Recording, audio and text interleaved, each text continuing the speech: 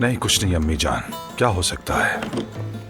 अरे छोड़ो बेटा, इतना बड़ा मसला भी नहीं, बात आई गई हो गई। और फिर माजरत करने की नौबत भी तो नहीं आई। अम्मी मसला माफी मांगने या ना मांगने का नहीं है। तो फिर क्या बात है? मुझे तो अब ऐसा लगता है कि मेरी हैसियत और औकात नौकरों से भी कम है। ये किस तरह की बात कर रहे हो हसन? जरा सोच समझ के अपने अल्फाज निकाला करो।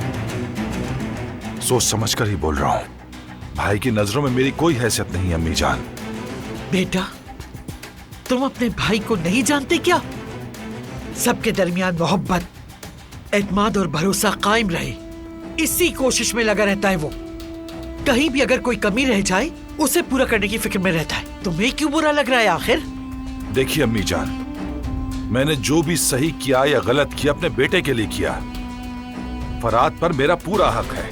चलो मान लिया कि मुझसे गलती हो गई, लेकिन भाई साहब को ऐसा नहीं करना चाहिए था। मुझे आकर कहते कि हसन तुमने गलत किया, मतलब मुझे समझाना चाहिए था ताकि मुझे एहसास होता, लेकिन ऐसा नहीं किया। नौकरानी को बुलाकर सबके सामने माफी मंगवाकर मेरी इज्जत की धज्जियां उखेड़ दी। ठीक है बेटा, बात करेंगे हम इस पर भी। कहेंगे कि उसका ये रवैया हमें मुनासिब नहीं लगा। अब तुम इस बात को दिल पर मत लो। कैसे दिल पर ना लूं अम्मी? वो गुल और उसकी माँ तो यही कहेंगे कि अब हमारे पीछे कुदरत साहब है, हमें कोई मसला नहीं।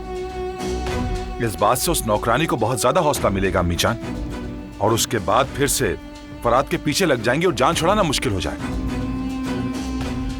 तुम्हें ऐसा लगता है हसन? हाँ बिल्कुल अम्मी जान। नहीं, अब इतना भी आसान नहीं। जरूरत पड़ी तो निकाल दूंगी, चाहे वो गुल हो या फिर उसकी माँ ही क्यों ना हो, और या फिर फरात हो। फरात एक मुलाजमा के लिए मुझे, अपने बाप को और बाकी सबको नजरअंदाज नहीं करेगा।